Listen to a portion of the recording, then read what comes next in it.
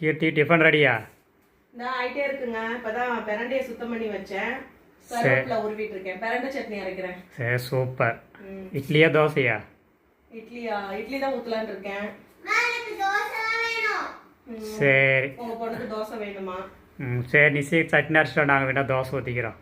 சரி, நான் சட்னி ரெடி பண்றேன், நீங்க தோசை ஊத்திக்கோங்க. சரி. சரி. பிரண்டை சட்னி எப்படி செய்யறதுன்னு வாங்க பார்க்கலாம். முதல்ல பிரண்டையை நல்லா கழுவி சுத்தம் பண்ணிட்டு ஃபர்ஸ்ட் எண்ணெயில போட்டு பிரண்டையை வதக்கிக்கலாம்.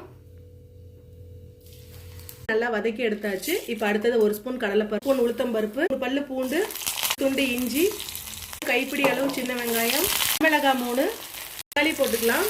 புளிக்கு பதிலாக இன்னொரு தக்காளியை கூட சேர்த்து போட்டுக்கலாம், நல்லா இருக்கும். நல்லா வதங்கிருச்சு. இப்போ கருவேப்பிலை போட்டுக்கலாம், ஒரு கைப்பிடி அளவுக்கு. நல்லா வதக்கி விட்டுக்கலாம்.